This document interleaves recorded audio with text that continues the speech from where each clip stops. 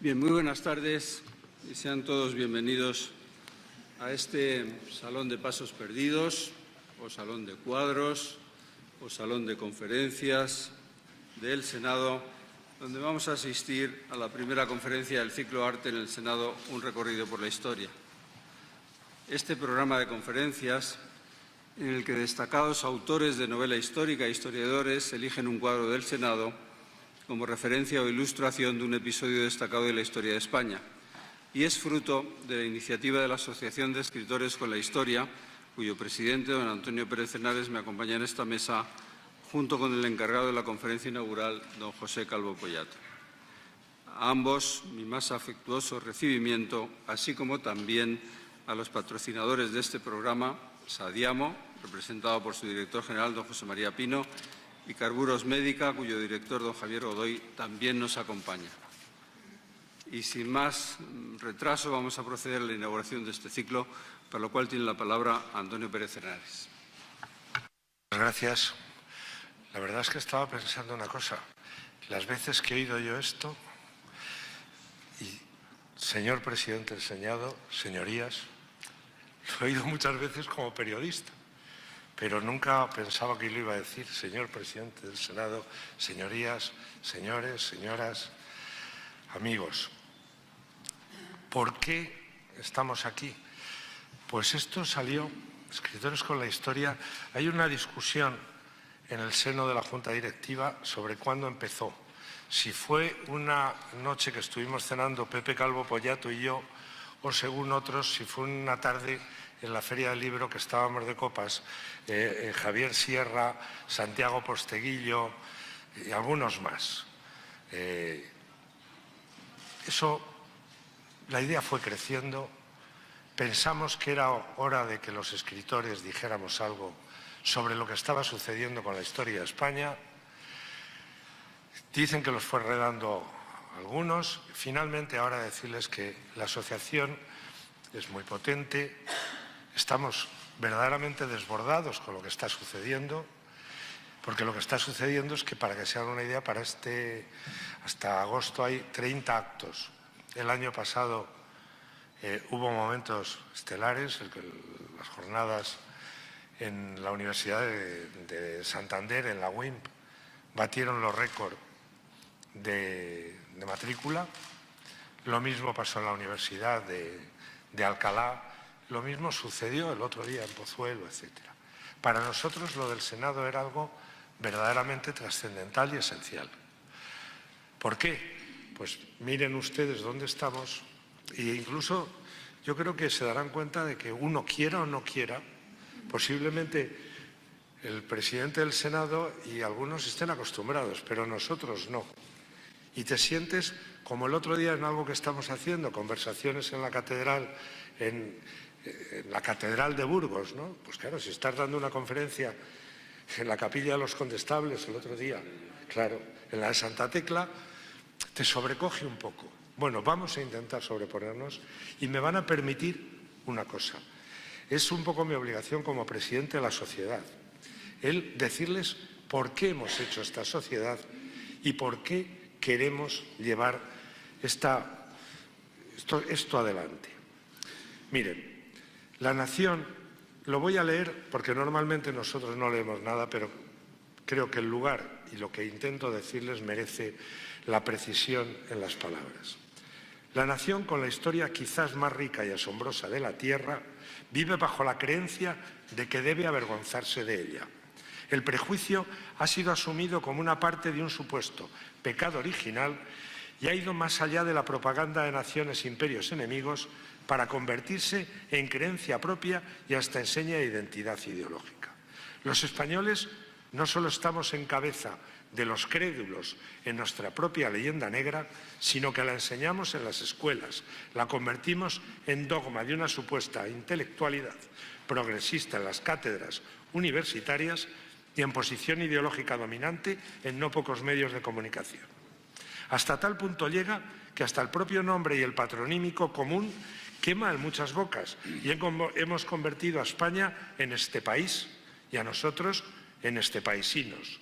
Una buena parte de la población Anegada por ello, ignora su historia y la desprecia en la medida que la ignora o la entiende como un estigma colectivo. Las pulsiones nacionalistas y la educación desvertebrada sin relato común ha agravado aún más el problema y los libros de texto lo han exacerbado en ocasiones. Pero, y quizás debido a este acoso, a esa contumacia en la ofensa y el menosprecio, algo está sucediendo, algo se ha despertado y emerge con ímpetu. Los españoles queremos saber sobre nosotros mismos, quieren reconocerse en lo que fueron, quieren reencontrarse con España y en ella, y no en la avergonzada caricatura en la que se ha pretendido estabularles. Eso está pasando y se está haciendo visible desde los balcones a los estantes de las librerías. La historia de España, y esta es la gran novedad cada vez más pujante y para algunos sorprendente, apasiona. ¿Qué cosas? A los españoles. Y el auge de la novela histórica es creciente y sostenido, y reflejo de ese interés y esa auténtica hambre de conocimiento y de equilibrio y veracidad entre las visiones extremas e imperiales impuestas por la dictadura franquista con las no menos extremistas de un supuesto progresismo apócrifo pero hegemónico que propone como resultante y conclusión la vergüenza general por nuestro pasado y de todo cuanto lo simboliza y representa. La historia de España no cabe en un panfleto, ni a favor ni en contra, ni en el del enaltecimiento sin tacha, ni en el del oprobio sin límite.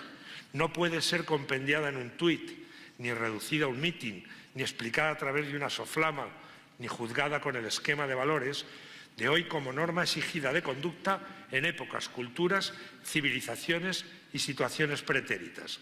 No es un cuento de buenos y malos, cada cosa según su tiempo, cada hecho atendiendo a su circunstancia, nunca negra del todo, tampoco nunca de blanco inmaculado, pero siempre inmensa, trascendental, vientre de siguientes aconteceres, engendradora de nuevas criaturas, a su vez envuelta en luz y en sombra, como el hombre mismo, como la humanidad continua. Desde el principio casi de sus propios tiempos, de cuando en esta península llegó a su fin y se extinguió la primera especie plenamente humana, los neandertales, tal vez y muy posible a causa de lo que ahora somos parte todos, queridos cromañones, soberbiamente autocalificados por nosotros mismos como sapiens sapiens. No sin mezclarse, no sin que algo quedara en nosotros de la vieja estirpe.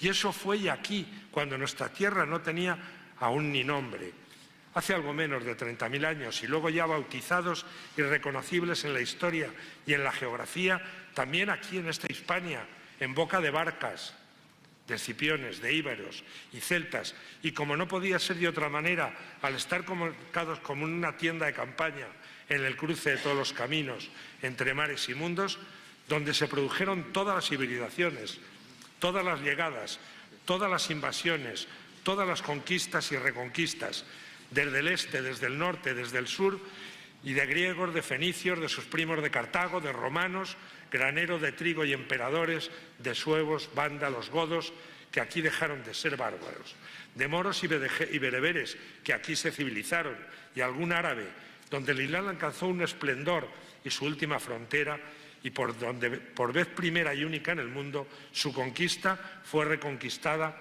enfrentándose a la peor de las tinieblas que ahora retornan sobre la humanidad entera, la yihad almorávides y almohades de hace 800 años. Todo ello pasó también aquí, y desde aquí, sin paréntesis ni solución de continuidad, ser nosotros entonces quienes se lanzaran hacia el oeste e hicieran la tierra primero el doble de extensa de lo que los hombres pensaron y luego la globalizaron circunvalándolo. Eso, y tan solo eso, habría de significar y significa, aunque no lo sepamos o no queramos saberlo, una prevalencia entre las grandes historias. Pero ya ven, un día negamos a Cortés y al otro permitimos sin casi ni rechistar que Portugal, que hizo todo lo que estaba en su mano para impedirlo, se intente apropiar de la gesta aquella primera vuelta al mundo, impulsada por la corona de Castilla, iniciada por Magallanes, a quien su país natal había repudiado y había encontrado aquí apoyo y patria, y finalmente realizada y concluida por Juan Sebastián Elcano. Inaudito e increíble, pero nuestra anormalidad cotidiana, despreciarlo. Y después, y hasta hoy, ya todo más conocido, aunque igualmente incomprendido: imperio, decadencia, invasión napoleónica, lucha por la independencia y todas las convulsiones internas hasta rematar en la peor de las guerras, la de matarnos entre nosotros con furor en los frentes, pero antes y después, atroz, civilmente, en tapias y cunetas, y atravesar la dictadura y alumbrar la libertad y la democracia sobre la que ahora siempre la misma piedra, no falta quien escupa rebuscando el odio. Y todo ello sucedió aquí también, y todo ello debemos, necesitamos y queremos, porque resulta que queremos conocernos. Acabo. Pero todo, sin antojeras ni cilicios, sin declaración impuesta de criminalidad previa y absoluta, sin el San Benito de la Nueva Inquisición que nos condena colectivamente a la hoguera como los apestados. Nuestra historia con mayúsculas y con minúsculas. Aunque haya quienes pretendan seguir empeñados en ignorarla, retorcerla y ensuciarla, como si al igual que todos los pueblos de la tierra no tuviera ya los suficientes lamparones. Pero está resultando que no. Resulta que hay muchos más españoles que no desean seguir en este aprisco y con este pastoreo, sino en algo muy diferente y que se resume en una sola palabra: conocimiento, que quieren saber, y ese querer saber resulta ser la clave de lo que está pasando y creciendo. Y en esta aspiración ha de estar el primer combate contra el más poderoso de nuestros enemigos: la ignorancia y sus hijos trillizos, el desprecio, la vergüenza y el odio. Por eso, escritores y historiadores, condición que en muchos casos se conjunta, hemos iniciado este proyecto de Escritores por la Historia. La respuesta, se lo decía antes, ha sido espectacular. ¿Y por qué hoy en el Senado? Pues miren, ¿dónde estamos? Si esta casa es desde el año 1814, cuando se produjo aquí la primera reunión de las Cortes, pero es que además en sus paredes y en sus cuadros está colgado nuestra historia, y a través de estos lienzos es por donde queremos invitarles a ustedes a que asistan en persona, y a todos a quien a través de los medios de comunicación, de streaming o de televisión puedan hoy seguirlo. Creemos que para Escritores con la Historia hoy marca un punto de inflexión. Estamos en el sitio donde necesitábamos estar, porque es aquí donde creemos que puede llegar de una manera más plástica, en esta especie de conjunción de literatura y pintura, la voz de ese conocimiento, de ese volver a querer reencontrarnos con su historia, que esperamos contribuir a recuperar. Muchas gracias y, de nuevo, gracias, presidente, por la generosidad de ofrecer de inmediato, en cuanto dijimos esto, esta casa donde efectivamente pues nos sentimos como en ella, porque al fin y al cabo esta es la casa de todos los españoles. Muchas gracias.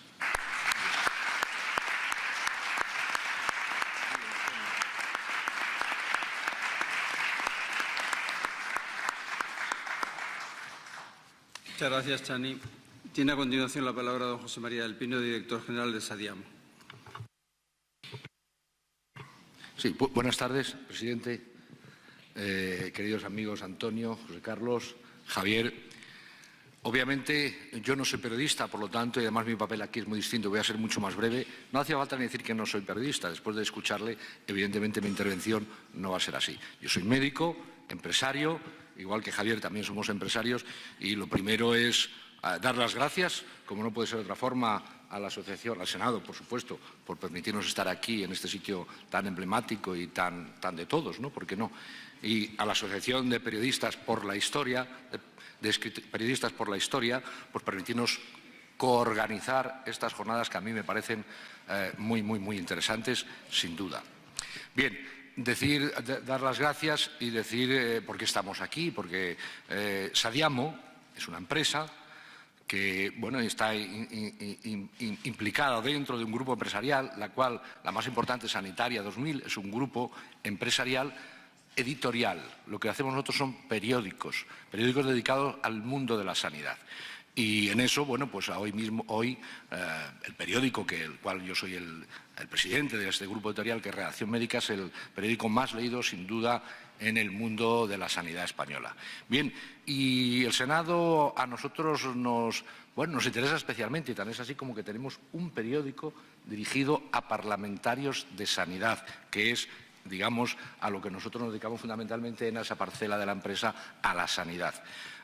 Y además de que tenemos un periódico, hacemos un encuentro donde juntamos a prácticamente, pero 100, 120 parlamentarios de sanidad de toda España para debatir temas que les incumben a ellos o que tienen cierto interés en clarificar, o que venga gente de fuera a que se los clarifique. Pues llevamos ya, creo que 12 o 13 ediciones, con lo cual para mí el Senado es, bueno, pues muy querido. He venido aquí varias veces de mano de ellos. Por lo visto tienes una biblioteca excepcional, que yo no sé si la podríais ver, pero que sería fantástico que la pudieran enseñar, fantástica. Bien, pues esa es la vertiente dentro de mi grupo empresarial. Sanitaria 2000 es una actividad editorial y, por otro lado, Sadiamo. Sadiamo es un OPC, es decir, una organización profesional de eventos y congresos. Y en este sentido, pues digamos, la vinculación es organizar eventos y congresos. Y dentro de esto tenemos dos apartados. Uno, por un lado, que es una agencia de viajes especializada en congresos y eventos, en el cual hay una parte vacacional y congresos, y luego otra parte que es científica, cultural, formativa. Y en esa parte es donde hoy estamos queriendo representarnos. Bueno, pues cuando a través de Javier Godoy nos llega esta posibilidad de poder participar en la organización de este encuentro, evidentemente lo pensamos 35 milisegundos. Nos encanta poder ayudar a participar y organizar este encuentro. Yo creo que es interesantísimo, es decir, conocer la historia o parte de la historia de España a través de los cuadros que hay en el Senado. Yo creo que es muy bonito y muy ilustrativo. Por lo tanto, nuestra participación ha sido inmediata y para nosotros muy gratificante, y espero que resulte todo bonito, agradable y que sea muy ilustrativo para todos los que están aquí. Por lo tanto, muchas gracias a todos los asistentes por estar aquí. Gracias a la asociación por permitirnos organizar estas jornadas, como no, al Senado y a todos ustedes. Muchas gracias y nada, pues muchas gracias.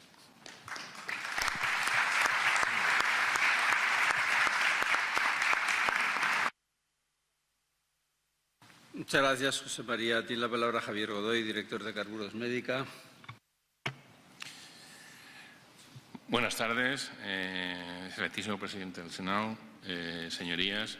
Primero, dar las gracias a la Asociación Española de Escritores de la Historia por dar la oportunidad de participar en este acto, y a las señorías por acogernos a todos los que estamos presentes en este fabuloso Salón de los Pasos Perdidos.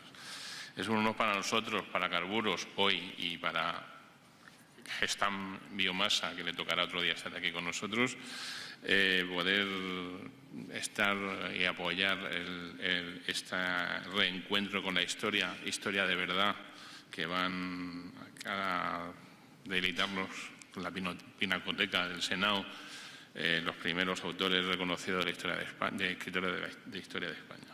Carburos Metálicos es una empresa que tiene más de 120 años. Solo hay 41 empresas vigentes que siguen trabajando, que nacieron en el siglo XIX. Una de ellas es Carburos. Tenemos más de 120.000 clientes activos y vivos. Tenemos un compromiso con ellos de sostenibilidad.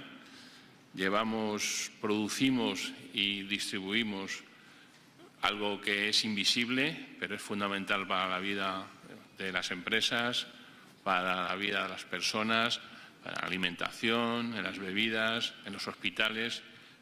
Como decimos nosotros, las cosas invisibles son importantes. Carburos tiene un fuerte compromiso con la responsabilidad social corporativa, y por todo esto nosotros nos apoyamos en tres pilares fundamentales, que es conservar nuestro entorno, nuestros medios, nuestra vida cotidiana, crecer, tenemos la obligación de crecer, respetando a nuestra sociedad, no nos gusta decir medio ambiente, a la sociedad y a la gente que nos rodea, y el cuidar a nuestros empleados, cuidar a la sociedad y cuidar a los que nos rodean. Por eso estamos implicados con la ONU para todo el proyecto de 2030 de sostenibilidad y protección del mundo actual, y en concreto este acto se encaja en el artículo 4, que es potenciar la cultura y la educación de calidad. En el artículo 17 también, que es la de fomentar la sostenibilidad de la sociedad del 2030, que es un documento que hemos firmado un montón de empresas a nivel mundial. Simplemente dar las gracias otra vez al Senado, a la Asociación de Escritores por la Historia, que nosotros en nuestra modesta colaboración siempre estamos presentes. Estamos más presentes, como dice Chema, en el mundo médico. En el mundo médico hacemos más cosas bonitas, pero bueno, hemos considerado que la cultura también puede ser un punto importante. Muchas gracias.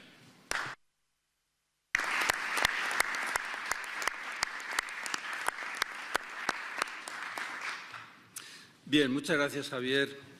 Yo tengo que decirles a todos ustedes que cuando Antonio Pérez Henares, José Luis Corral, José Calvo Pollato, integrantes de la directiva de la Asociación de Escritores con la Historia, nos plantearon este proyecto que hoy empieza su andadura, la reacción inmediata mía fue de plena sintonía. Sintonía con la idea que anima este ciclo de conferencias y sintonía también con la actualidad y, por tanto, con la oportunidad del proyecto. Me parece que el binomio que da título al ciclo de conferencias que hoy arranca, Arte en el Senado, un recorrido por la historia, es perfectamente elocuente con los fines que persigue.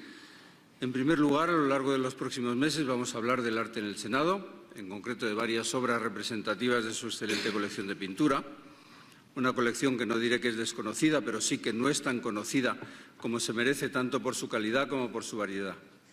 Variedad porque en ella podemos encontrar desde una rica galería de retratos de políticos y personajes españoles de los siglos XIX y XX hasta también, por ejemplo, una interesante selección de obras de artistas contemporáneos.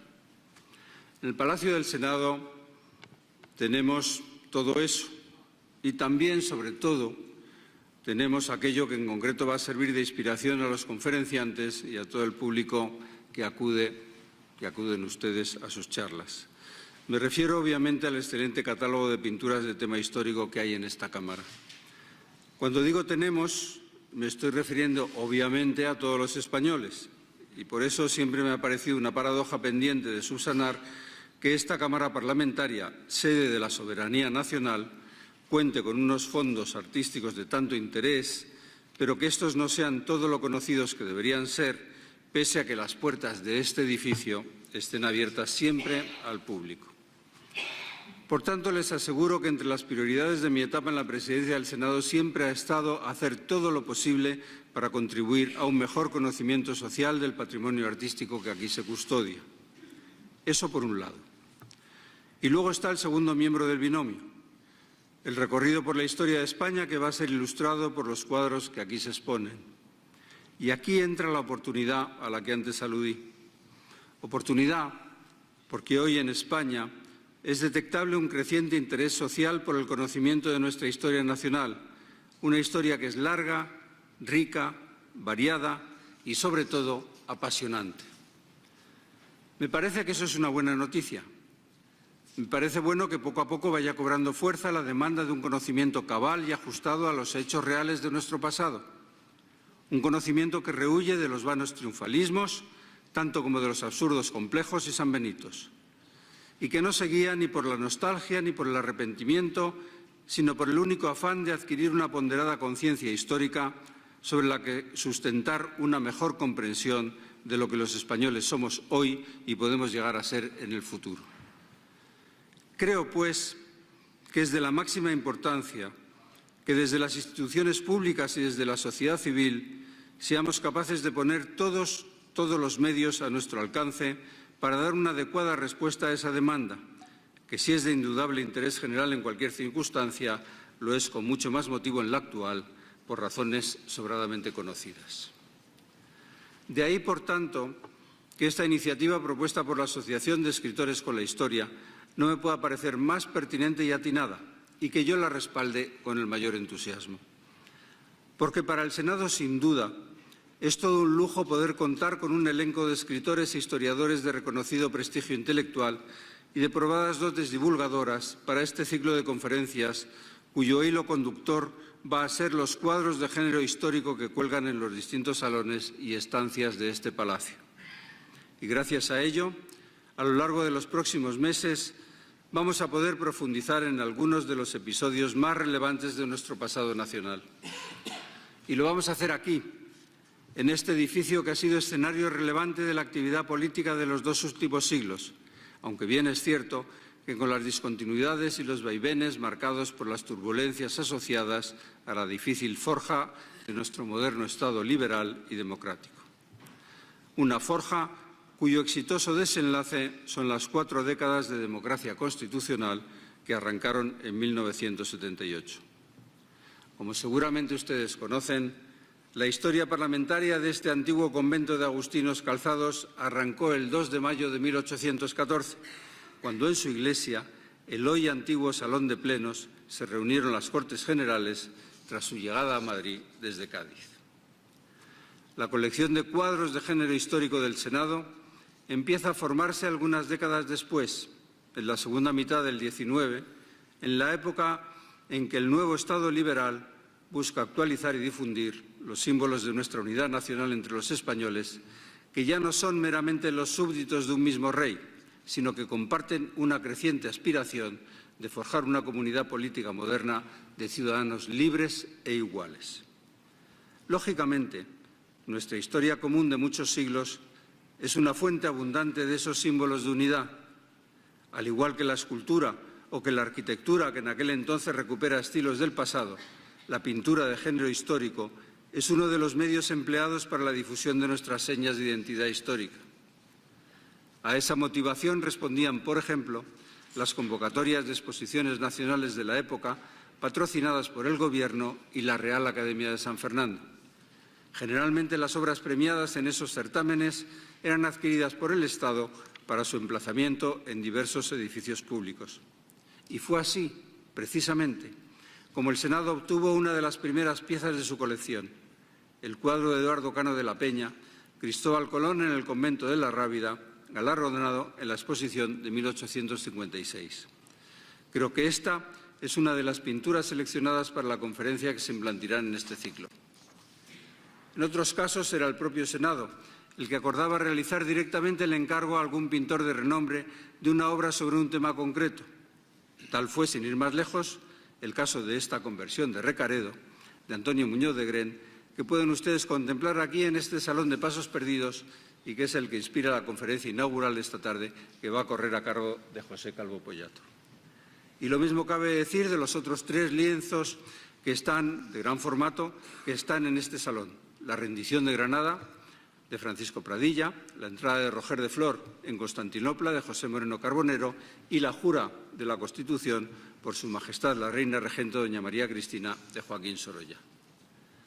Por cierto, la mención de este último me sirve para ejemplificar que no son solo los acontecimientos relevantes de la historia de España en los siglos pasados los que inspiran los temas de la colección del Senado.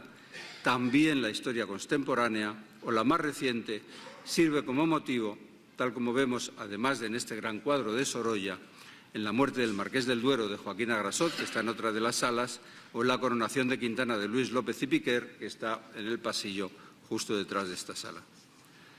Esta última obra, que reproduce la ceremonia celebrada aquí en el Salón de Plenos en 1855, me da pie a sí mismo para mencionar otro curioso apartado de la colección artística del Senado, y que es de las pinturas que, como si de un juego de espejos se tratase, tienen como tema determinados acontecimientos sucedidos en la Cámara o su propia actividad cotidiana.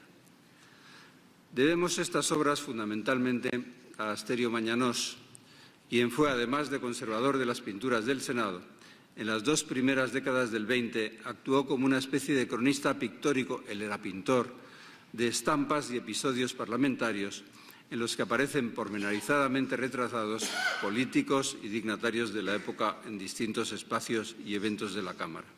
Podrán verlo en la sala a continuación, que está aquí al lado, que se titula como Sala Mañanos, donde se reúnen la mesa del Senado y la Junta de Portavoces de aquí del Senado, que está adornada por 2 cuadros de una actividad de este salón, y verán ustedes además, si pueden verlo luego, cómo el salón está exactamente igual que a primeros del siglo XX, y del Salón de Plenos antiguo, una actividad también de la celebración de un pleno, donde el salón está exactamente igual que como estaba a principios del siglo XX. Pues bien, en esta sede de la democracia parlamentaria, en este espacio concebido para la deliberación política, vamos a hablar de la historia de España. Sin duda creo que es un buen sitio para hacerlo. Dejó escrito Raymond Aron que nuestra conciencia política es y no puede dejar de ser una conciencia histórica. Y es así, porque queramos o no, todos pensamos históricamente. Intentamos situar nuestro mundo presente en un devenir que le dota de sentido, que nos proporcione las claves que nos ayuden a entenderlo. Y la conciencia histórica es, por eso, conciencia política. Aunque no debe de ser de ningún modo una conciencia politizada, porque la historia, sí, es un diálogo permanente del presente con el pasado, pero ese diálogo siempre debe practicarse con honradez intelectual y sin servidumbres ideológicas. Es inevitable que nuestras preguntas al pasado estén marcadas por nuestras inquietudes del presente, pero eso jamás nos autoriza a deformar o tergiversar el ayer a nuestra conveniencia de hoy. Tony Judt, el gran historiador británico fallecido hace unos pocos años, nos advierte de que cuando saqueamos el pasado en busca de provecho político, seleccionando las partes que pueden servir a nuestros propósitos o recurriendo a la historia para dar lecciones morales oportunistas, lo que conseguimos es mala moral y mala historia. Me parece que esta reflexión es muy acertada y que, por desgracia, no puede estar más de actualidad en nuestra España de hoy. Sin embargo, no hay que desanimarse, porque existe un antídoto siempre eficaz contra cualquier manipulación, por muy extendida que esté, el antídoto del conocimiento y del rigor intelectual. Estamos hablando de algo tan determinante como para la identidad de una comunidad nacional como es la historia. Por eso, su conocimiento riguroso no es algo que pueda quedar confinado en los círculos académicos, sino que es vital que cale en toda la sociedad. Quisiera por ello subrayar el papel esencial que los buenos novelistas históricos, esos con los que vamos a tener el honor de contar aquí, desempeñan en esa imprescindible labor difusora del conocimiento de nuestro pasado. En España ha sido siempre así, desde Galdós hasta nuestros días, en que tenemos la suerte de contar con un excelente elenco de escritores de ficción histórica. Y nadie mejor para demostrarlo que quien hoy va a abrir este ciclo de conferencias, José Calvo Pollato. Además de haber dedicado una etapa de su vida a la actividad política, durante la que ejerció como diputado en el Parlamento de Andalucía y, sobre todo, fue alcalde de su ciudad natal, Cabra, durante una década, José Calvo Pollato es hoy sobradamente conocido por su exitosa carrera literaria. Una carrera que desde 1995 ha estado muy volcada en el género de la novela histórica, aunque sin por ello descuidar sus facetas historiográfica, ensayística y biográfica. Porque José Calvo Pollato no es solo un narrador ágil y ameno de esos que enganchan, doy fe de ello. Es un escritor que fundamenta esa amenidad en el rigor de sus conocimientos académicos como doctor en Historia Moderna y catedrático de Historia. Eso garantiza siempre que todas sus novelas, por decirlo al modo clásico, además de deleitar, instruyan.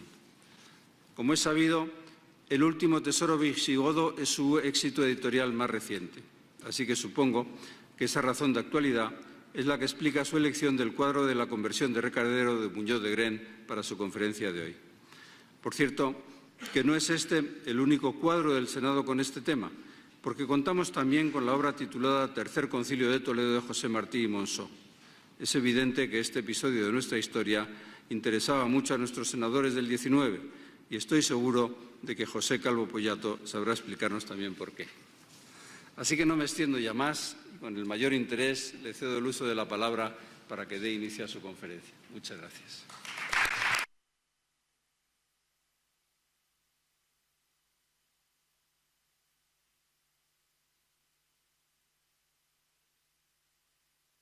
Van a permitirme que mis primeras palabras sean de saludo al excelentísimo señor presidente del Senado, al presidente de nuestra asociación, a José María del Pino y a Javier Godoy, y agradecerle a todos ustedes que nos hayan acompañado en esta tarde inaugural de este ciclo de conferencias.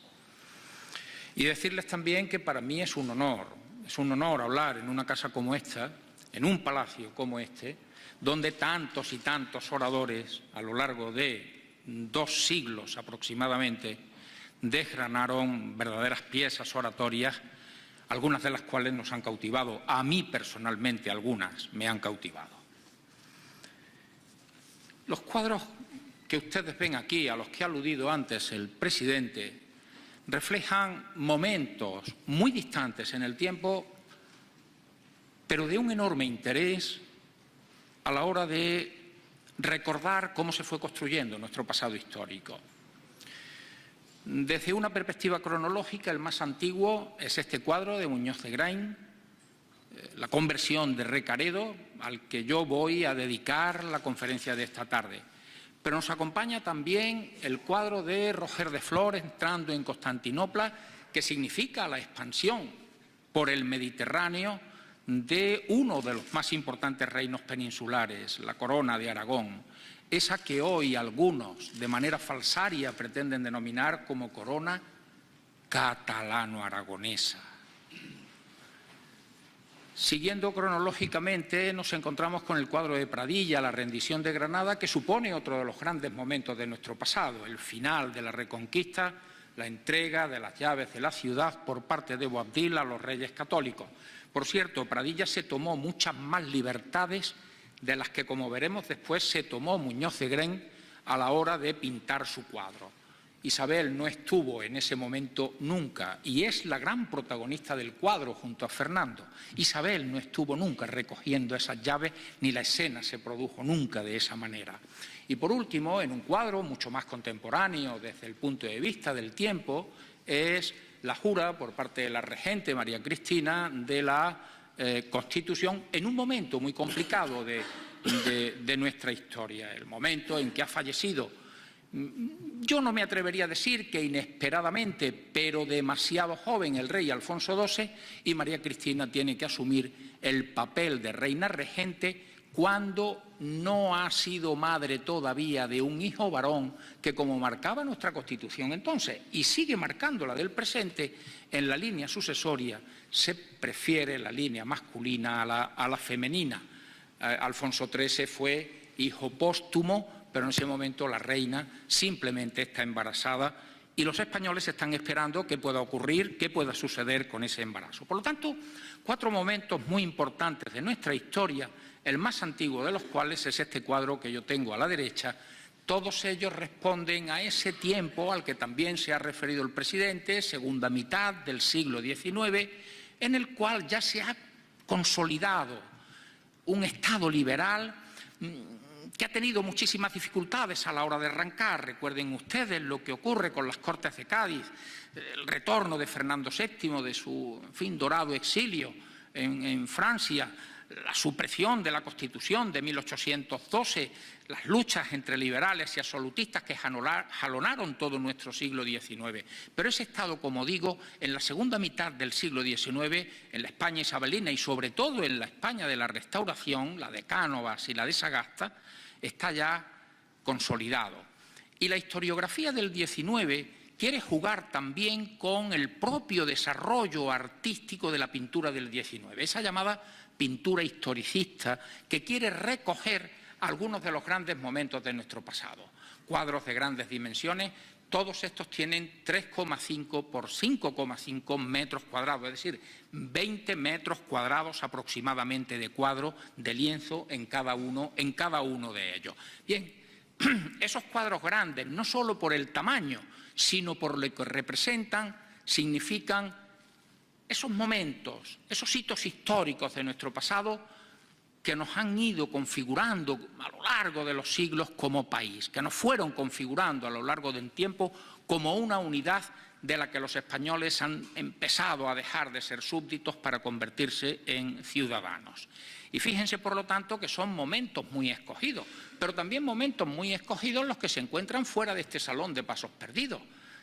Colón en la Rábida. Colón en la Rábida significa uno de los momentos cenitales de lo que va a ser luego la gran gesta que los españoles van a desarrollar al otro lado del Atlántico.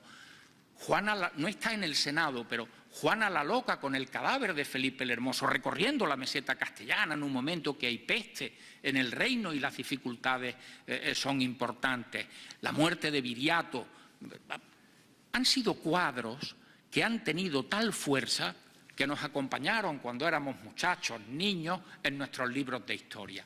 ¿Quién no ha asociado la España visigoda a ese Recaredo, a esa jura de Recaredo, a esa conversión de Recaredo al credo niceno, al credo trinitario? ¿Quién no ha asociado a Juana la Loca a ese momento dramático en el cual, en medio de un vendaval que hace que los cirios que rodean el ataúd de su esposo, de Felipe de Habsburgo, de Felipe el Hermoso, las llamas estén todas volcadas en una determinada dirección?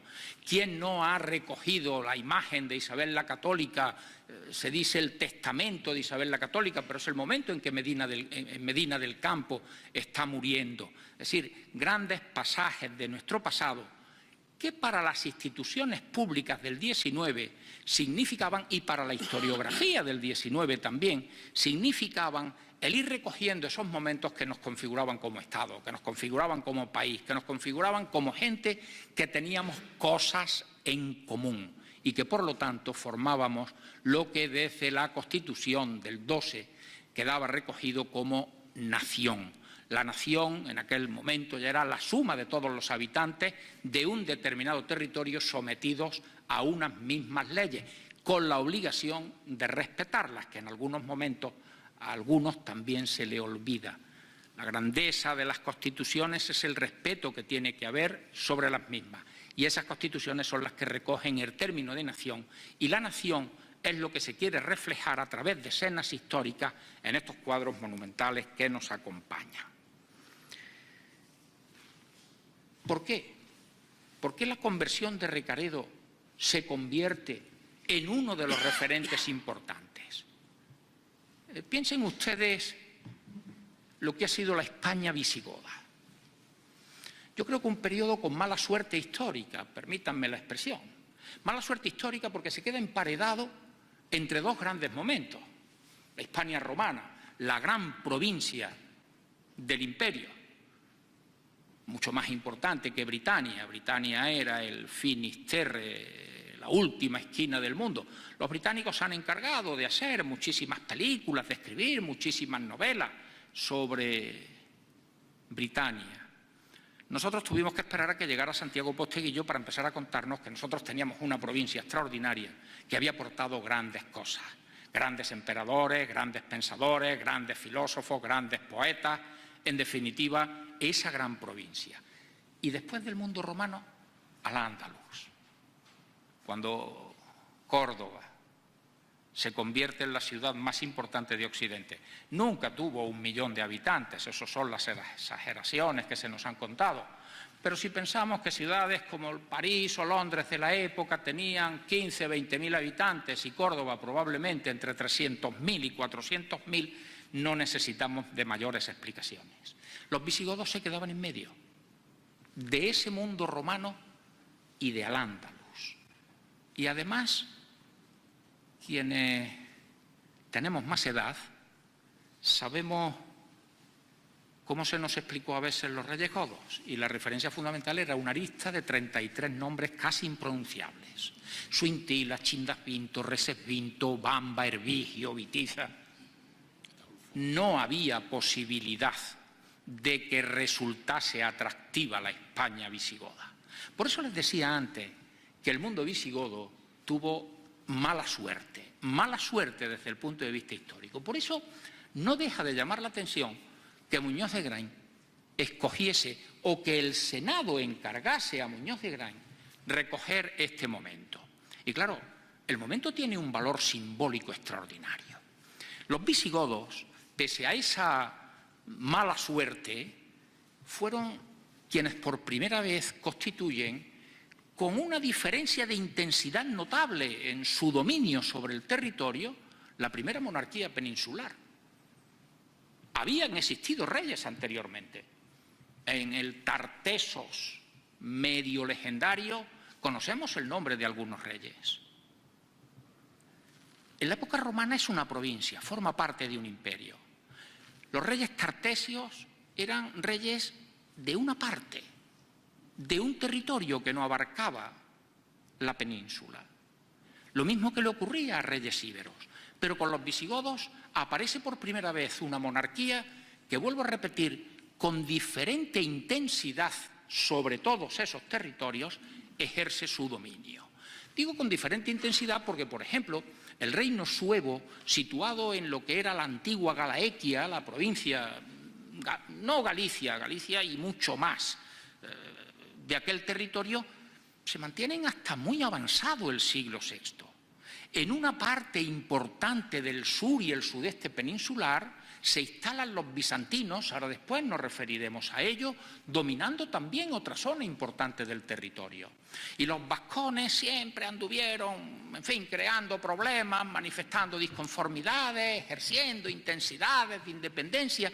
Quiero decir con esto que el dominio de los monarcas visigodos no se ejercía, lo repito por tercera vez, con la misma intensidad sobre todo el territorio peninsular.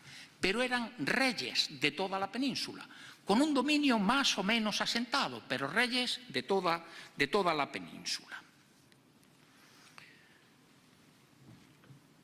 El hecho de haber constituido la primera monarquía peninsular, pienso yo, debió hacer reflexionar a quien fue presidente del Senado para encargarle a Muñoz de Grein este cuadro. ¿Quién era Muñoz de Grein? Un pintor consagrado. Tenía cuadros importantes ya de tema histórico y acababa de ganar la primera medalla de esas exposiciones nacionales a las que se ha referido el presidente, que era un tema dedicado, bueno, pues a otro tema histórico aunque legendario, los amantes de Teruel. El cuadro de los amantes de Teruel de Muñoz de Grein había sido pintado en 1884 y en ese año se le encarga pintar este cuadro. El contrato señala que se le abonarán 15.000 pesetas. Cuando los historiadores solemos hacer una referencia al dinero de una época, no solemos reparar en que a veces el auditorio no sabe lo que podían significar 15.000 pesetas. ¿Era mucho dinero? ¿Era bastante dinero? ¿Era un precio aceptable? ¿Era poco? Bueno, yo les voy a dar una referencia que probablemente les sirva para establecer eso. ¿Saben cuánto costaba por aquella época un décimo de lotería? Costaba 10 pesetas. ¿Saben cuál era el premio gordo de un décimo de lotería? 40.000 pesetas. ¿Saben cuánto ganaba un jornalero trabajando? Entre 4 y 5 pesetas. Bueno, pues ya tienen una referencia de lo que eran 15.000 pesetas, que es el contrato que se hace con Muñoz de Grein para que pinte el cuadro. Les he dicho hace un momento que Pradilla se tomó más libertades que el autor de La conversión de Recaredo. Y algo de eso sabemos porque Muñoz de Grein escribe una carta, el cuadro se termina 4 años después, es decir, se encarga en 1884, pero no se termina hasta 1888, por cierto. Le encantó tanto al presidente del Senado y a los senadores de la época, el presidente era el Marqués de La Habana, que le doblaron el precio. Yo creo que es casi un caso insólito en nuestra historia donde no hemos solido tener muchísimo reconocimiento con los artistas, con nuestros creadores, con nuestra gente que impulsa la creatividad. El hecho de que a Muñoz de Grein le pagaran el doble de lo que habían contratado por el cuadro es un gesto de munificencia que me parece suficientemente significativo y sobre todo extraordinariamente excepcional, pero que indica también el contento, en fin, la satisfacción que aquí se ha vivido a la hora de entregar el cuadro. Pues bien, en una carta de Muñoz de Grein a el presidente del Senado le dice lo siguiente, al Marqués de La Habana. Me van a permitir que lo lea. Recaredo es este personaje que tiene esa túnica rosácea y la reina Bada, que es la mujer que lo acompaña, la reina, aparecen sobre las gradas del trono. Fíjense que hay como un pequeño basamento, como una pequeña tarima, para darle mayor realce a los reyes. El rey extiende la diestra sobre el tomo regio, prestando juramento de fe, según, fíjense cómo lo dice Muñoz de Grey, según la ortodoxia del credo niceno. Ahora después lo explicaremos. Que había de valer a su monarquía el dictado de Católica.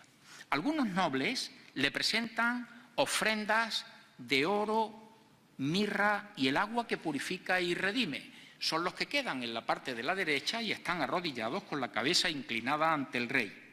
San Leandro, desde su cátedra, nos tendríamos que ir al otro extremo. En algún momento me ha comentado el presidente que probablemente tengamos la representación del primer móvil que se conoce en la historia. Vean a San Leandro, qué es lo que tiene pegado a la oreja, ¿no? Desde su cátedra, en actitud recogida, contempla al rey con mística satisfacción al ver realizados sus ideales. Más atrás, obispos, clérigos y próceres arrianos convertidos. Detrás del trono presencian el acto desde una galería damas y caballeros de la corte y en el fondo, por encima de los tapices que limitan el recinto, se ven los mosaicos polícromos de cristal y oro que adornan las paredes del templo de Santa Eulalia. Muñoz de Grey está describiendo el cuadro, pero fíjense cómo se ha documentado. Y sabemos que se documentó de manera concienzuda. Él era profesor de la Escuela de Bellas Artes y le tuvo que pedir al director general de Instrucción Pública un permiso para poder documentarse y hacer el cuadro. Estuvo mucho tiempo en la biblioteca del Escorial, viendo actas de los concilios, de cómo funcionaban los concilios de Toledo, que serán posteriores al momento que aquí se recoge casi todos ellos, este es el tercero, e información sobre cómo era la monarquía visigoda. Y les voy a dar algunos detalles. La monarquía visigoda no era una monarquía hereditaria. Nosotros no tenemos una dinastía visigoda. Hemos tenido la dinastía de los Austrias, los Trastamara, los Borbones, pero no hay una dinastía visigoda. La monarquía visigoda era una monarquía electiva, lo que significaba que en el momento que moría el monarca, las altas dignidades del reino se reunían para elegir quién había de ser su sucesor.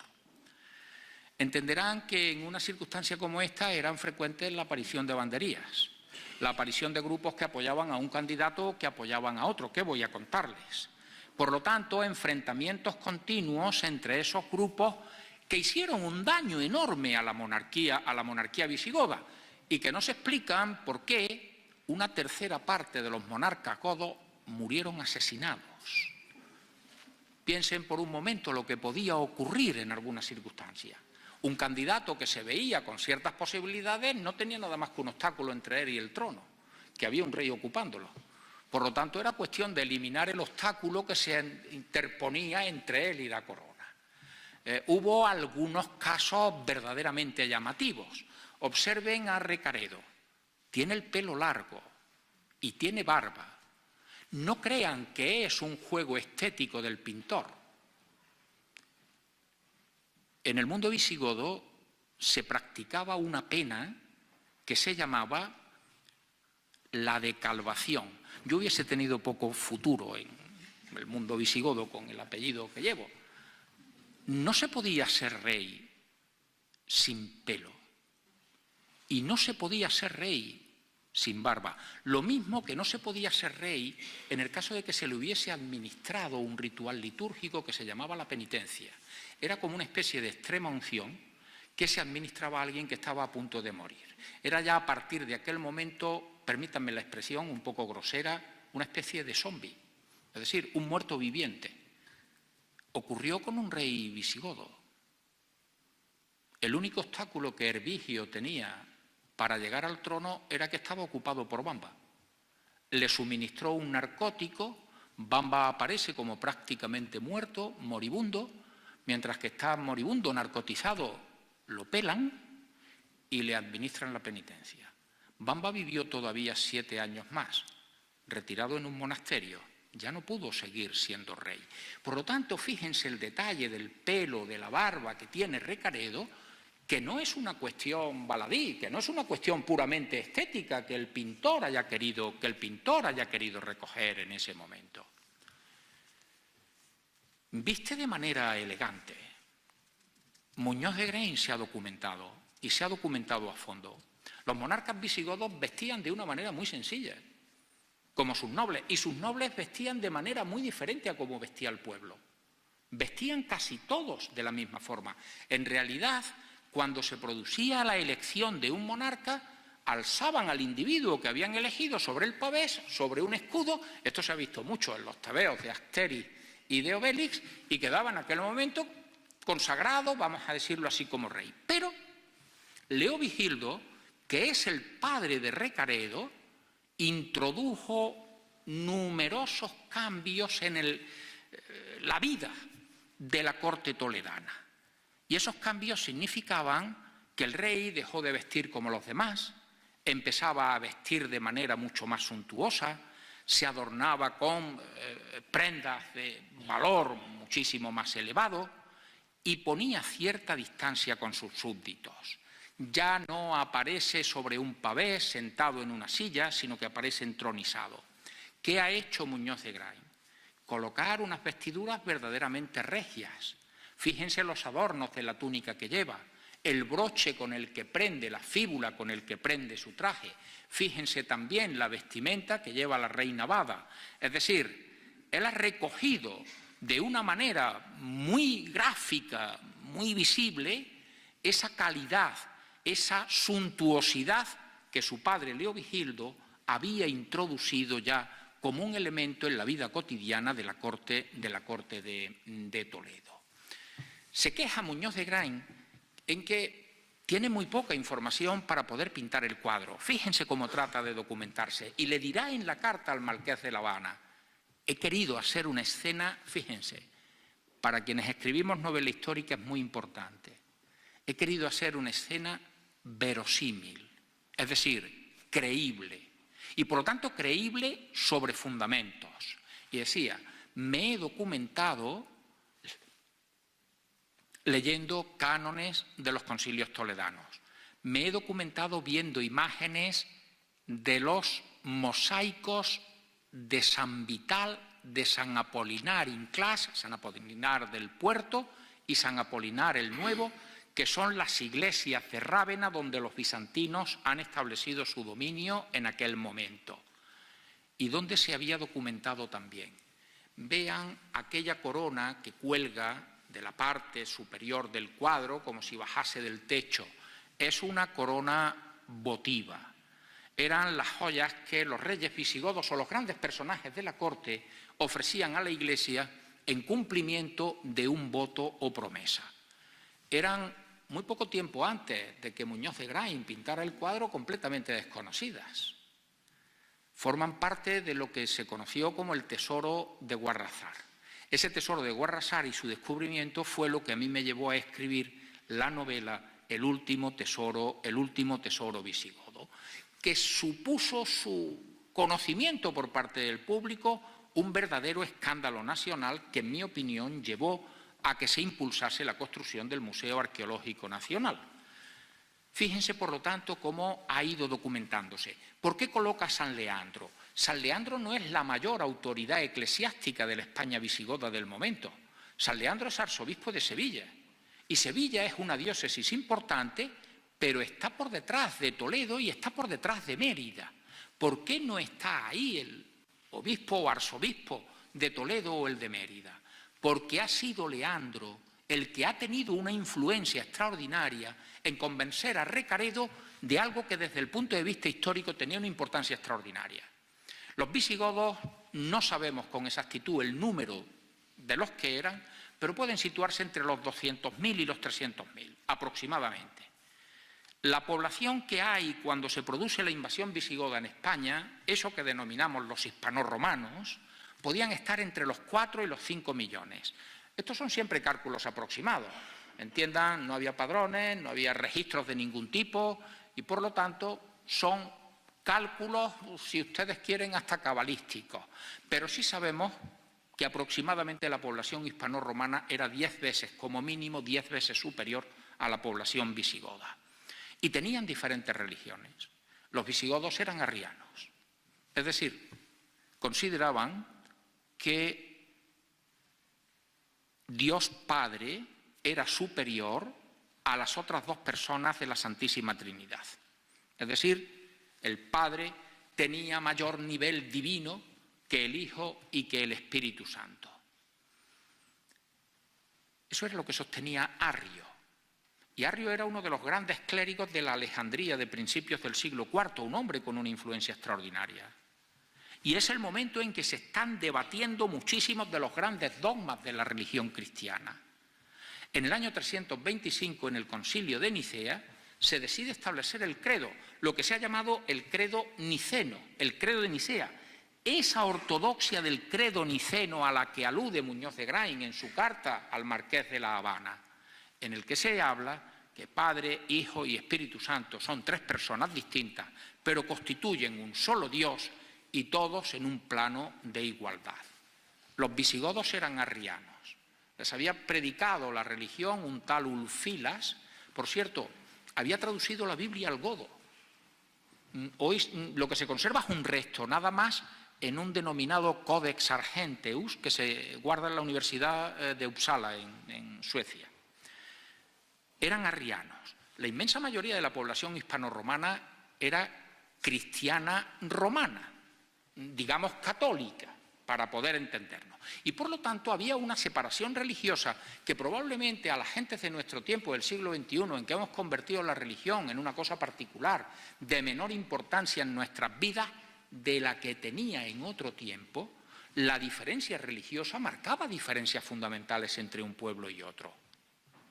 Pero es que había diferencias legales. Los visigodos no se regían por la misma legislación que se regían los hispanorromanos. Los visigodos se regían por el llamado Código de Eurico, mientras que los hispanorromanos se dirigían por el llamado Breviario de Alarico. Tenían jueces distintos, administración de justicia diferente.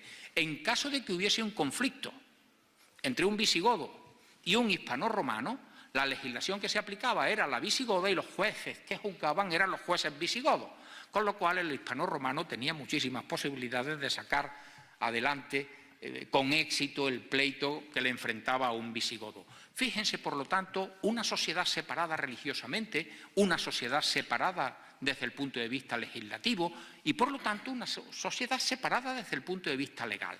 Pero los reyes visigodos eran reyes de todos esos súbditos en los que había enormes diferencias. ¿Cuál es el papel de Leandro? Convencer a Recaredo de que la religión de menos de la 10ª parte de la población no puede imponerse sobre la religión de la inmensa mayoría de la población. Y por lo tanto, que abandone la religión arriana y se convierta al no cristianismo, los arrianos eran al fin y al cabo cristianos, se convierta a lo que hemos venido en denominar como catolicismo. El cuadro empieza a tomar significado, la importancia del cuadro empieza a tomar un significado histórico extraordinario. La decisión de Recaredo de abandonar el credo arriano, de abjurar del arrianismo y aceptar la doctrina de Roma, aceptar el credo niceno, era el primer paso, digo el primero, para la igualación religiosa, para que hispanorromanos y visigodos no tuviesen diferencias religiosas que eran fundamentales. Pero les he dicho que era el primer paso. Muy pronto empieza a señalarse que si constituyen un solo pueblo con una única religión, y vuelvo a insistir en la enorme importancia que la religión tenía en aquella época para la gente de entonces, hay que hacer una única legislación. Y por lo tanto, el Código de Eurico y el Breviario de Alarico, por el que se regía una comunidad y otra comunidad, tenía que quedar desfasada. Esa va a ser labor de los sucesores de Recaredo. Chindasvinto y sobre todo Recesvinto elaborarán lo que se llama el Liber Judiciorum, el libro de los juicios. Libro de los juicios que servirá, fíjense ahora, si todo esto empieza a cobrar importancia, que servirá de base para la legislación cristiana de la Edad Media. Cuando Alfonso X el Sabio recopile toda esa legislación, se traduzca del latín el Liber Judiciorum y se convierta en el Fuero Juzgo, El fuero juzgo es la base legal más importante de los reinos cristianos, de la corona de Castilla, me refiero, en este caso, durante la Edad Media. Fíjense lo que significa la decisión que está tomando Recaredo en ese momento. Un Recaredo que ya tiene la corte en Toledo. Hay una creencia muy extendida, pero que no responde exactamente a la realidad, y es que cuando los visigodos que están instalados a caballo a ambos lados de los Pirineos, ocupando una parte importante de lo que entonces era la Galia y otra parte importante de lo que entonces era Hispania, han sido vencidos por los francos en la batalla de Boyé, en el año 507. Y suelen contar siempre los libros de historia. En ese momento los visigodos repasan los Pirineos, ¿sí?, abandonan los territorios que tienen en la Galia, y lo que había sido hasta entonces el denominado Reino de Tolosa, tenían en Tolosa, Toulouse, su capital, se convierte en el Reino de Toledo. No fue exactamente así. Los visigodos ciertamente repasan los Pirineos y se concentran fundamentalmente ya en la península ibérica, pero seguirán manteniendo un territorio más allá de los Pirineos que, fíjense si tiene recorrido histórico, ellos lo denominaban la Septimania. Pero luego han sido Carcasona, Perpiñán, ciudades del Rosellón y la Cerdaña que pertenecieron a la monarquía hispánica hasta el Tratado de los Pirineos firmado en 1659. Pero cuando cruzan los Pirineos después de la derrota de Boyé, no instalan la capital en Toledo. Les he dicho antes la fecha, es 507, pero cuando esa capital se instala en Toledo es hacia el año 550. Lo hará Atanagildo, que es uno de esos reyes que se ha sublevado contra el monarca que en aquel momento hay y ha hecho algo que los visigodos harán en alguna ocasión más. En esas facciones en que se enfrentaban quienes apoyaban a un candidato o apoyaban a otro candidato, en alguna ocasión una de las facciones acudió a algún poder extranjero para que les apoyase. Es lo que hizo Atanagildo. Atanagildo llamará a los bizantinos, que rápidamente respondieron positivamente a la petición de este candidato al trono que se lo está disputando con las armas en la mano al rey que hay en aquel momento. Y los bizantinos acuden, estamos en tiempo del emperador Justiniano, y Justiniano está tratando de reconstruir el viejo imperio romano de Occidente que había quedado destruido, fragmentado como consecuencia de las invasiones de los pueblos germánicos. Se habían apoderado de la mayor parte de lo que hoy es Italia. Les he hablado antes de Rávena, de San Apolinar, de San Vital, etcétera, etcétera. Territorios ya controlados por los bizantinos. Estaban controlando lo que entonces era la Mauritania, es decir, una parte importante del norte de África. Les dicen que vengan a la península ibérica y vinieron rápidamente a apoyar a una de las facciones en conflicto. Pero una vez que Atanagildo termina por imponerse y convertirse en rey, los bizantinos permanecieron durante más de 3/4 de siglo. Eso va a explicarnos, fíjense, yo como profesor de historia he defendido mucho siempre la cronología, esa de la que parece que muchos de mis colegas huyen como una especie de peste. Fechas no, eso es una locura. En historia los hechos ocurren con 2 coordenadas, en un momento determinado y en un sitio determinado, el espacio y el tiempo. Y si no tenemos en cuenta el espacio y el tiempo, estamos perdiendo 2 referencias que son fundamentales para poder entenderlo. Fíjense, ¿cuándo han venido los bizantinos llamados por Atanagildo? En torno al año 540. ¿Cuándo es rey Leovigildo?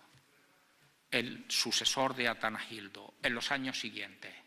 ¿Cuándo se ha producido la presencia bizantina en España? En los años en que está reinando Leovigildo. ¿Cuándo puede llegar la influencia de esa majestuosidad en el vestir, de esas formas cortesanas, de esa manera de poner distancia entre el rey y los súbditos y convertir la corte en algo de lo que se tiene ya un acceso mucho más difícil? En ese momento no podemos perder de vista la influencia de los bizantinos en la península ibérica para poder entender cómo han cambiado determinadas formas que Muñoz de Grain recoge de una manera extraordinaria en ese cuadro. ¿Dónde se celebró la conversión de Recaredo? Desde luego en Toledo. ¿Pero en qué iglesia? No lo sabemos. Probablemente Muñoz de Graín la sitúa en Santa Leocadia. Pero ¿y si yo les digo que había 3 iglesias dedicadas a Santa Leocadia en Toledo? Una en el lugar donde se dice que nació, otra en el lugar donde se dice que muere, que es martirizada, y otra en el lugar donde se dice que fue enterrada.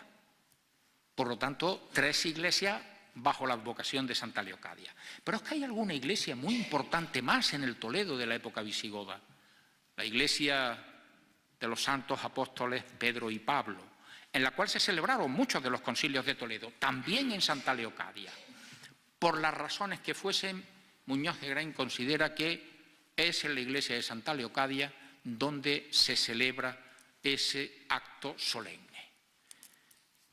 ¿Han observado, y de nuevo vuelvo a la cronología, que aparecen 2 fechas en muchos libros para la conversión de Recaredo y que esto ha llamado un poco a confusión?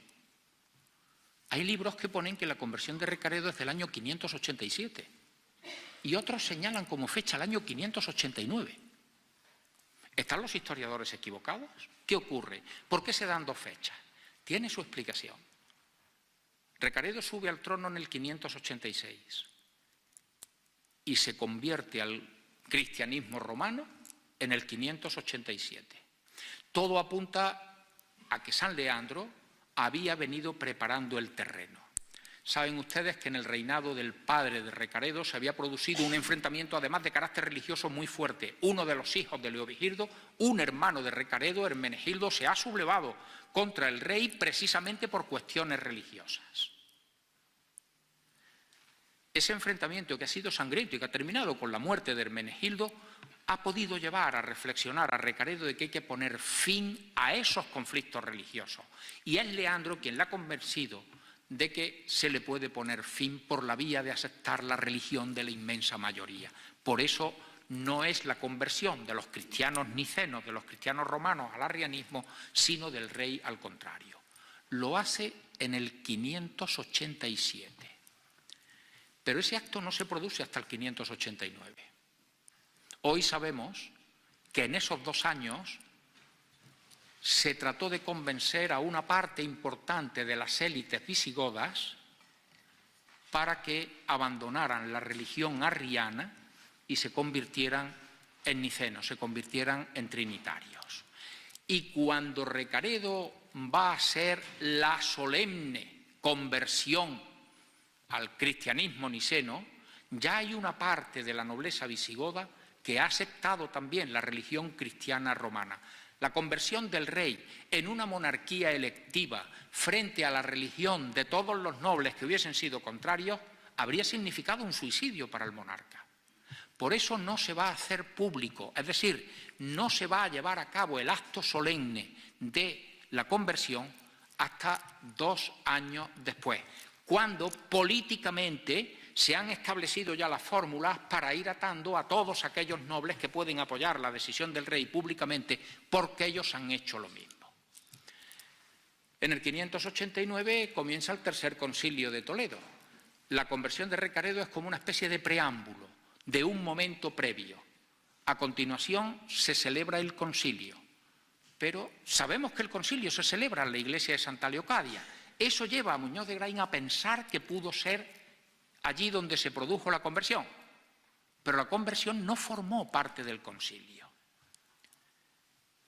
Se me va acabando el tiempo, pero les quiero plantear 2 cuestiones más. ¿Cómo aceptaron los arrianos la conversión de su rey? ¿Hubo resistencia? ¿Asumieron que con la conversión del rey todo el mundo se convertía al credo romano, al credo niceno? Y 2, ¿qué consecuencias prácticas, a algunas me he referido ya, tuvo la conversión de Recaredo en el terreno real, de la política real del reino? Hubo alguna resistencia, no muy importante. El obispo arriano de Mérida, Masena, no se convirtió fácilmente. La madrastra de Recaredo, segunda esposa de Leovigildo, y por lo tanto no era su madre, sino la mujer de su padre, la reina Goswinta, organizará incluso alguna conjura para acabar con la vida del rey. Ya saben que eran muy aficionados los visigodos a esto de quitarse reyes de en medio por la vía violenta y rápida. Hay, por lo tanto, una resistencia, pero no importante. Parece ser que la gran masa del pueblo visigodo responde a la conversión del rey haciendo lo mismo, lo cual significaba que se podían empezar a celebrar matrimonios mixtos, matrimonios entre hispanorromanos, visigodas, hispanoromanas. Es decir, empieza a construirse un único pueblo y donde antes había habido grandes diferencias, empiezan ahora a ir trabándose relaciones importantes de unificación. Y segunda cuestión, ¿qué cuestiones prácticas sobre la realidad histórica del momento tiene la conversión del rey? Pues el enorme poder que la Iglesia romana va a ir consiguiendo a partir de ese momento. Hasta entonces lo había tenido la Iglesia arriana, que era, digamos, la religión oficial de los reyes y la religión oficial del pueblo que dominaba el territorio. Eso ahora cambia. Muchas iglesias que estaban consagradas según el credo arriano pasaron a convertirse en iglesias romanas, en iglesias cristianas romanas. Pero es que los obispos se convierten en garantes de la aplicación de la ley, en garantes del cumplimiento de la normativa que emana de la corte, que emana de Toledo y que llega a lugares muy alejados de la península. Serán los obispos los garantes de confirmar que eso se está haciendo, es decir, se convierten en una especie de autoridad paralela sobre las autoridades civiles a las cuales vigilan y controlan. Fíjense, Tercer Concilio de Toledo, 589. ¿Cuántos concilios se habían celebrado antes de él? 2. ¿Saben cuántos concilios se celebran a partir de del 589 hasta el 702 que se celebra el último? 17. Es decir, la prohibición de celebrar concilios en la Iglesia cristiana que estaba establecida con anterioridad a la conversión de Recaredo desaparece. ¿Y en qué se convierten esos concilios? En instrumentos de gobierno. No solo asiste el rey, no solo asisten los nobles. Rey y nobles acompañan a quienes se reunían en los concilios, que eran los obispos y las grandes dignidades eclesiásticas. ¿De qué se trata en esos concilios? De materias religiosas. Por ejemplo, se discutió muchísimo el celibato del clero. El rey Witiza era contrario a que los clérigos siguieran siendo célibes. Pero se debaten también numerosas cuestiones que afectan a la política civil del reino. Los reyes tendrán que ser ungidos, se condenará de manera gravísima el asesinato del rey, porque en el momento que el monarca es ungido se le considera persona sagrada y que ha recibido el poder de Dios, empiezan a ser rex hispaniarum gratia Dei, lo son por la gracia de Dios.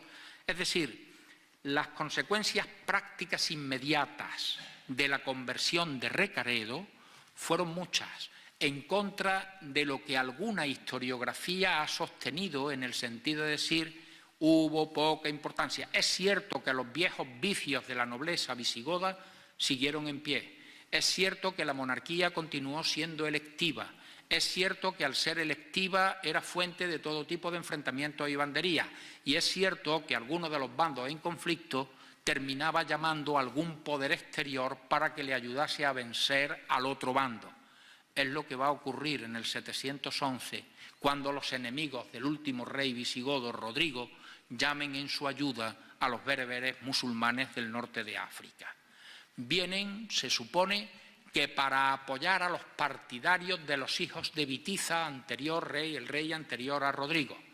Apoyaron a esos partidarios, pero permanecieron en el territorio, y no de manera transitoria, porque en un primer momento en el mundo visigodo se pensó que la presencia musulmana sería cosa temporal. Quizá eso llevó a los clérigos toledanos a ocultar las magníficas joyas que Muñoz de Grain nos deja reflejadas en el cuadro, esas coronas votivas, pensando que al poco tiempo podrían regresar y volver a recuperarlas. Toledo cayó en manos de los musulmanes y Alfonso VI no entró en la ciudad hasta el año 1085. Nadie tenía ya recuerdo de dónde se habían guardado esos tesoros que no sería descubierto hasta 1858. Termino con mis palabras de agradecimiento a la hospitalidad del Senado en la persona de su presidente, con mi agradecimiento también a Sadiamo y a Carburos Médica. Bueno, y manifestándole a mi presidente lealtad también, como debe ser siempre. Agradecerle a ustedes que nos hayan acompañado en esta tarde y esperar no haberles aburrido más allá de lo estrictamente imprescindible. Muchas gracias.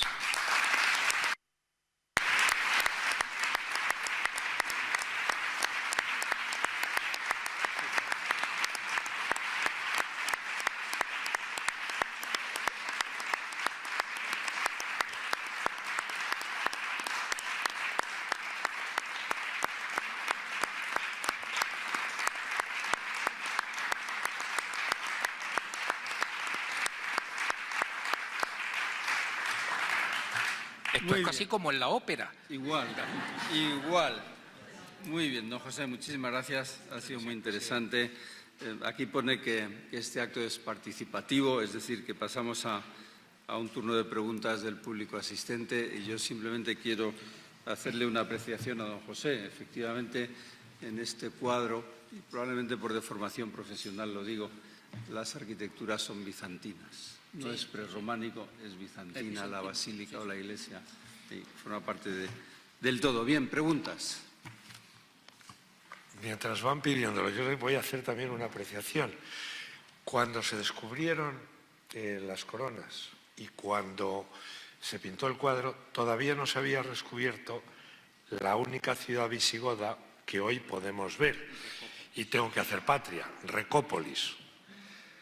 Recópolis, ahí está. Es la única ciudad visigoda de todo el mundo, porque tampoco los visigodos estuvieron en muchos sitios, y posiblemente de haberla descubierto no sería bizantino el paisaje arquitectónico, porque Recópolis tiene una basílica y tiene un palacio, Recópolis por Recaredo, efectivamente.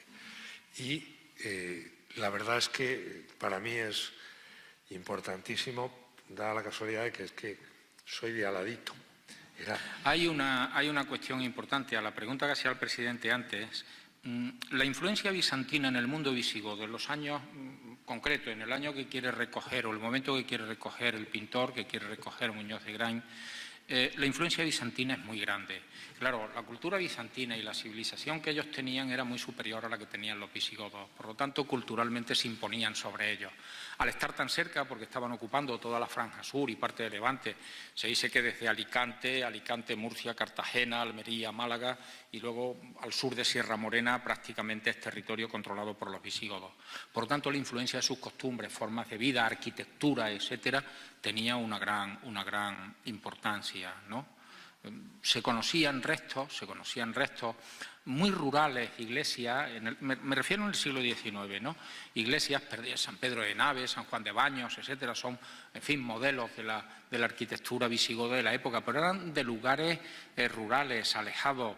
La arquitectura visigoda de Toledo se había perdido, no se conocía en el siglo XIX. Ya se había descubierto que, por ejemplo, lo encontrado en Guarrazar eran coronas votivas que pendían de la bóveda de las iglesias porque eran una ofrenda, como les he dicho antes, por el cumplimiento de un voto o una promesa. Eso no se sabía en el primer momento, porque mucha gente pensaba que eran lámparas que se colgaban y lo que era la corona, la corona estrictamente, podían haber tenido vela y que hubiesen servido para alumbrar, porque claro, desconcertaba un poco ver una corona con unas cadenas colgadas de un sitio. Esto tiene poco sentido. Pero bueno, ya cuando en el año 84-88 Muñoz de Grain está pintando el cuadro, ya se sabe que eran ofrendas que colgaban de las bóvedas de las iglesias, como él ha hecho. Pepe, pero fíjate, cuando se descubre Recópolis, que es la ciudad de verano de los visigodos, Tajo arriba, voy a dar una primicia. En las investigaciones de este año, que está llevando Laura Olmo Hijo, lleva muchos años dirigiendo, se creía que el viejo puente, porque con las ruinas de Recópolis se hace Zorita de los Cañes, el gran castillo que va a ser el eje defensivo del norte de la Marca Media ahí. Pero se creía que el puente visigodo estaba de la puerta de Toledo. Bueno, pues parece que no era el puente. Posiblemente lo que están diciendo es que podía haber un embarcadero fluvial, dado que era un poco la capital de verano, y subirían por el Tajo. Pero cuando se descubre Recópolis, no se atreven a decir que es visigodo. La basílica, Cabré, está empeñado en que es romana y que las columnas que son romanas, dice, pues las habrán traído de Segóbriga, pero no podía ser visigoda porque no les cuadraba por lo que tú dices, hasta que de pronto aparecieron las monedas de las cecas visigodas y se acabó. Hay en el caso de Guarrazar, otro cordobés, en este caso José Amador de los Ríos, que excava la zona, terminará escribiendo un libro y le da al arte que ha aparecido allí el nombre de romano-bizantino. No se atreve a decir tampoco que es visigodo. Por eso les decía al principio de la conferencia que el mundo visigodo ha tenido mala suerte histórica, ¿no? Y bueno, si fue capaz de generar joyas que ustedes pueden ver hoy en el Museo Arqueológico Nacional, donde hay una parte de esas coronas, en fin, el nivel cultural no era tan bajo como se puede pensar y desde luego Muñoz de Graín lo reflejó muy bien en el cuadro, en fin, que pueden ustedes admirar ahí a mi derecha. Sí.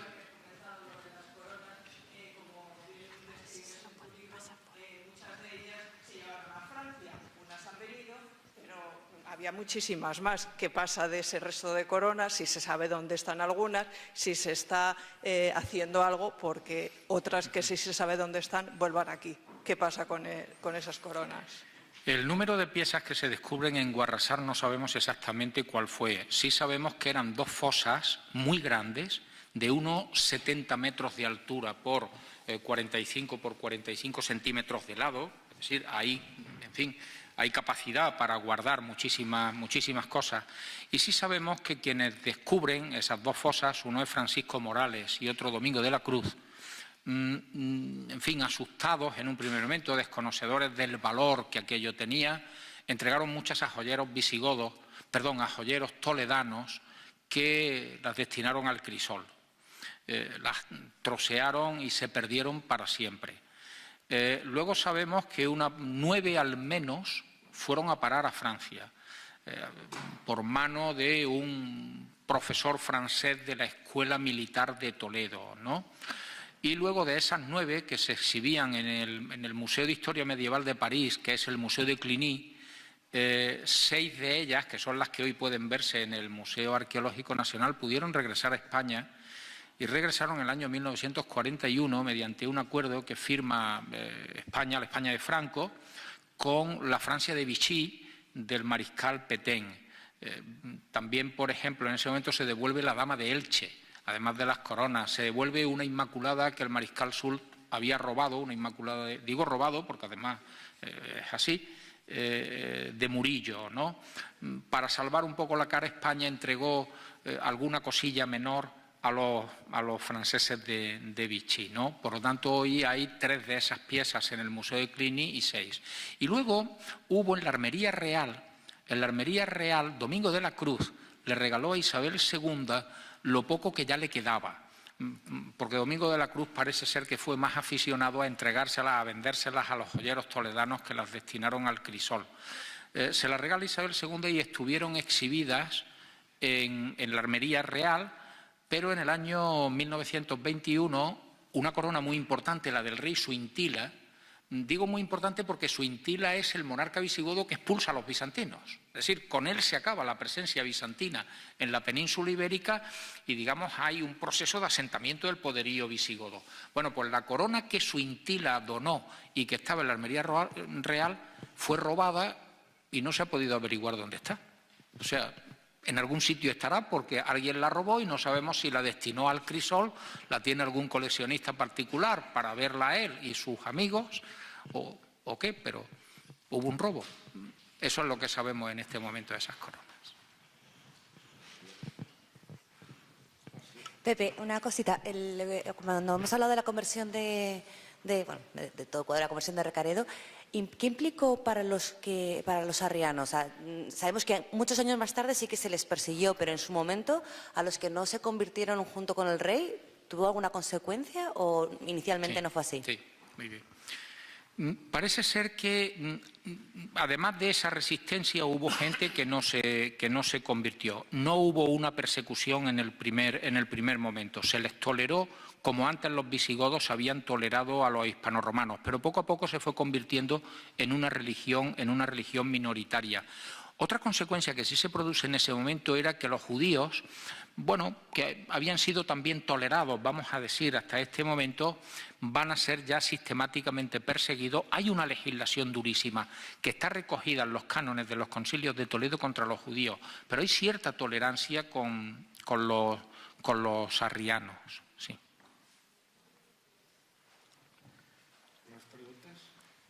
¿Más preguntas?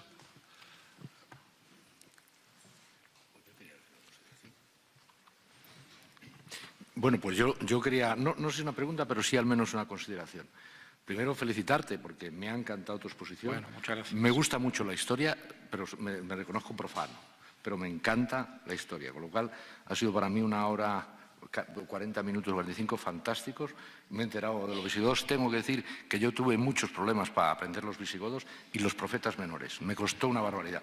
Los tuve que copiar no sé cuántas mil veces. También me ha gratificado que le hayas mostrado lealtad al presidente y que no te hayan influenciado tanto los visigodos como para cargártelo.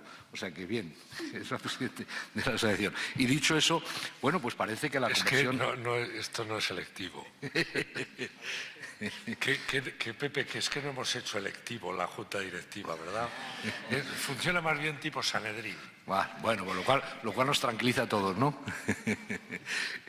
y yo por último, pues hombre, la verdad es que en el Senado haya un cuadro de este tamaño y de estas características, pues hace pensar que en el Senado, en el siglo XIX, cuando se encarga este cuadro, entendieron que este era un momento muy especial en la historia.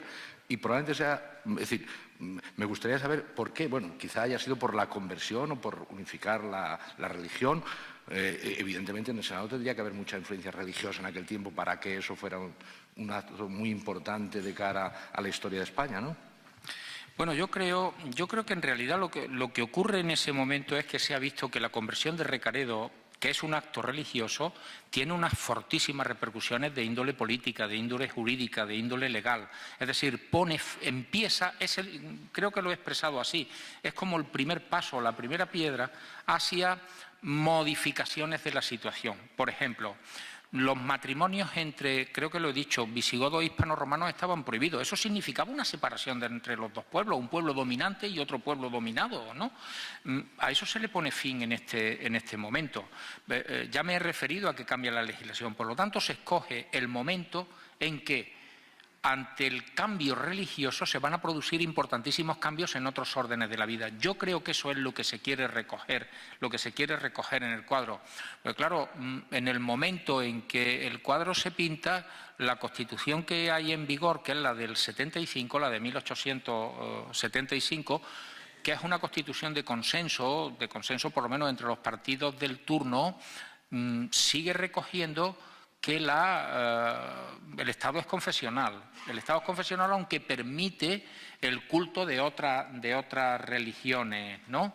Pero el Estado sigue siendo confesional. Y sigue siendo confesional porque la España del siglo XIX tiene una cuestión a la que le costaba muchísimo trabajo resolver. La desamortización de Mendizábal había privado a la Iglesia de una cantidad muy importante de bienes y Roma no se conformaba fácilmente.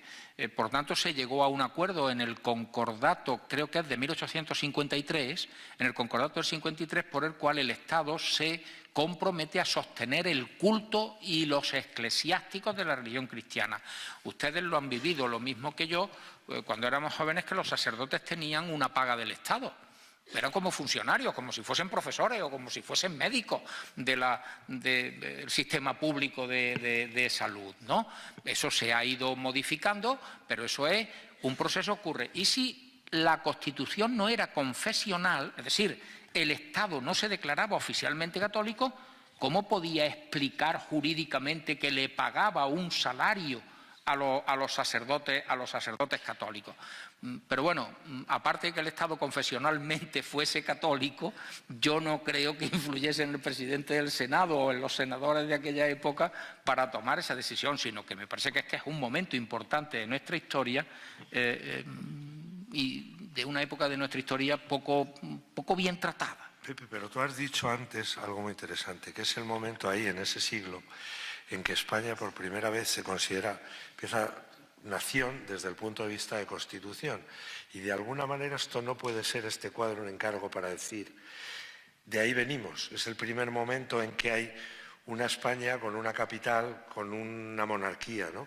Quizás también hay un intento de cimentar en el pasado lo que es la idea de la nación, ¿no? Pero eso es lo que recogen los demás cuadros. Por ejemplo, que allí esté el cuadro de Pradilla,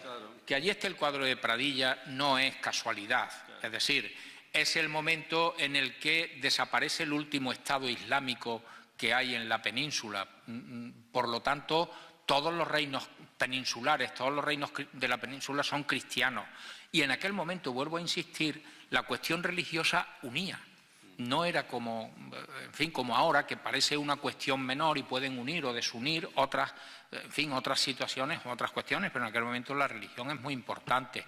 El hecho de que la reina regente María Cristina, vestida de negro, se acaba de quedar viuda, allí está Cánovas sosteniendo el texto de la Constitución, esté jurando la Constitución, es otro momento en el cual se les dice: la monarquía y el sistema tiene continuidad. Ha muerto el rey, pero la regente asume la Constitución, que es lo fundamental, que es lo principal, ¿no? Bueno, y el cuadro de Roger de Flor, de Roger de Flor, estando en Constantinopla, pues habla de la grandeza en un momento determinado de la expansión aragonesa por el Mediterráneo, ¿no? Yo creo que ese cuadro tiene menos contenido con respecto al pasado, desde el punto de vista de establecer estos criterios de consolidación del Estado, que los otros tres. Pero bueno, no deja de ser también un momento brillante de nuestro pasado. Hay un momento, vamos a ver, y perdonadme a mí que intervenga, a finales del 19 se hace la gran reforma del Senado. El Senado era un convento de agustinos, tenía una iglesia que era parroquia, tenía entrada desde la calle para que la gente acudiera a los actos religiosos sin molestar la vida conventual, tenía 2 claustros, y a finales del 19, cuando ya se va ocupando todo el edificio como edificio parlamentario, está la gran reforma. La gran reforma es cerrar los 2 claustros, de los 2 claustros salen 2 salas iguales, esta y la biblioteca, que podrán pasar luego a verla, es una biblioteca magnífica, probablemente de las mejores que hay en España, de las más bonitas que hay en España, y lo que fue la antigua iglesia, la antigua parroquia, que es donde se reúnen, como yo decía en la introducción, las Cortes de Cádiz por primera vez cuando vienen a Madrid. Cuando vienen, no había un edificio parlamentario y se reúnen por primera vez, se acomoda primero en el Teatro de los Caños de Peral, que era el que había antes del Teatro Real, tienen ahí 2 plenos, mientras se adecúa la iglesia de los agustinos, la parroquia de los agustinos, como salón de plenos, como parlamento. Bien, a finales del 19 se hace la gran reforma y la mesa, el presidente del Senado, lo que hace es, aparte de la enorme biblioteca, el salón de pasos perdidos de conferencias, que es encarga 4 cuadros y 4 estatuas que representan lo que entonces se pensaban que podían ser los hechos más importantes de la historia de España. Y efectivamente, como dice don José y como dice Chani, tenemos la conversión de Recaredo, que es muy importante, que es verdad que simboliza la conversión al cristianismo, que entonces era también la religión importantísima, pero sobre todo es la primera unidad de España. Es decir, simboliza toda la península, que está dentro de un reino, acogida a un monarca como la primera unidad de España. Tenemos la entrega de llaves de Boabdil en Granada a los Reyes Católicos, que significa, es el culmen de la expulsión de los árabes de la península, y es la segunda vez que se reunifica, otra vez se produce la unidad de España. Tenemos la entrada de Roger de Lauria Roger de Flor en Constantinopla, que viene a simbolizar también la importancia que tuvo entonces el Reino de Aragón, equiparable al Reino de Castilla. El Reino de Castilla dominaba el Atlántico junto con los portugueses, pero el Reino de Aragón dominaba el Mediterráneo junto con los otomanos, con los turcos. Y de ahí viene Lepanto y de ahí viene la batalla de Lepanto, que en su día ya trataremos. Ese cuadro es importantísimo, porque el Reino de Aragón está entrando con los mercenarios almogávares en Constantinopla, en Estambul, y está devolviendo la libertad a Bizancio, a la Iglesia ortodoxa, a Bizancio, y vemos la Basílica de Santa Sofía, si los minaretes que tiene ahora, pues entonces la Basílica de Santa Sofía era la equivalente al Vaticano, a San Pedro del Vaticano que hay en Roma, y sobre todo lo que simboliza es el poder del Reino de Aragón. Ahora que se habla tanto de catalanes del Reino de Cataluña y Aragón, mentira. Es decir, yo he ido, por ejemplo, al monasterio de Poblet y mi asombro fue cuando veo, este es el monasterio de Poblet, cuna de los reyes catalano-aragoneses. ¿Pero catalano-aragoneses de qué? Es decir, entonces lo único que había era el Reino de Aragón. Claro, y ese cuadro lo que simboliza era el poder del Reino de Aragón, que era el que dominaba el Mediterráneo, y es el que va a rescatar a Constantinopla del asedio otomano. Y efectivamente este cuadro, que es el juramento de la reina María Cristina, lo que simboliza es lo que acaba de decir don José, que es la monarquía y la supervivencia y la pervivencia y el futuro de la monarquía. En el juramento de la reina María Cristina, que está embarazada, que nadie sabe si el futuro va a ser rey o reina, pero que lo que está es jurando la regencia, que duraría 18 años hasta la mayoría de edad del rey Alfonso XIII. Es decir, en ese momento, y las 4 estatuas las pueden ustedes ver, es decir, el cardenal Cisneros, Cristóbal Colón, don Juan de Austria, simbolizan también hechos importantes o personajes importantes de la historia de España. En ese momento, en esta sala, se quería recoger los hechos más importantes de la historia de España. Para estas conferencias.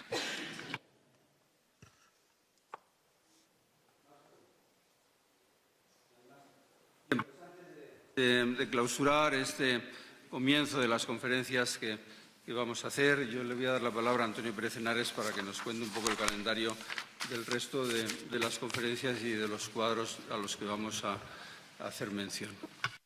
No, y para que tengan por lo menos unos minutos para poder visitar un poco este maravilloso edificio. Pues sí, vamos a seguir. Esta es la primera, tenemos 10 previstas. La próxima, bueno, intentaremos primero estar todos, ya los que nos va tocando, a la altura y a la dignidad del lugar y a la altura de Pepe, porque ha puesto el listón verdaderamente altísimo y se hará lo que se pueda cuando nos vaya tocando. Juan Eslava Galán será el próximo y será el día 12 de marzo, pero ya serán por la mañana. Esta será a las 12:30. Las siguientes serán a las 12 todas.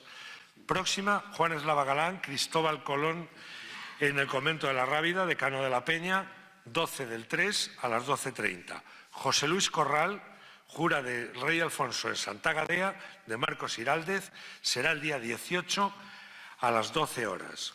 Me tocará después a mí con la batalla de las Navas de Tolosa, de Francisco de Paula Van Halen, que será el día 26 a las 12 de la mañana. Almudena de Arteaga, muchas gracias Almudena por acompañarnos hoy, también miembro de nuestra asociación y una maravillosa escritora. Colecta para sepultar el cadáver de don Álvaro de Luna, de José María Rodríguez de Losada. Ella les contará por qué ha elegido ese cuadro. A lo mejor hasta tiene que ver algo con ella. Será el día 2 ya del 4 a las 12 horas.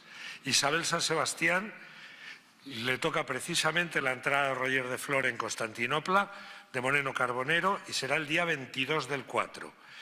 Jesús Sánchez Adaliz, el combate naval de Lepanto y el retrato de Soleimán, y será el día 7 del 5 del 2019, claro. María Vila San José, que hemos puesto mal lo de San Juan, ha sido error mío, también miembro de nuestra asociación y una magnífica y joven escritora. Hará el cardenal Jiménez de Cisneros liberando a los cautivos de Orán, de Francisco Jover, el 14 de mayo. Y finalmente Emilio Jara, jura de la Constitución de la reina María Cristina, de Joaquín Sorolla, es el cuadro, y será el día 20 del 5, justo para llegar a tiempo de lo que será, de alguna manera, el fin de esta legislatura. Solo quiero decirles que la manera de apuntarse, de poder hacerlo, como han hecho ahora, y creo que pues mañana o pasado ya estará en marcha, porque como ven el aforo es limitado y esperemos que muchos de ustedes repitan y que se incorporen algunos más mientras quepamos. Muchísimas gracias, ha sido un honor y un placer estar aquí y esperemos verles nuevamente a bordo.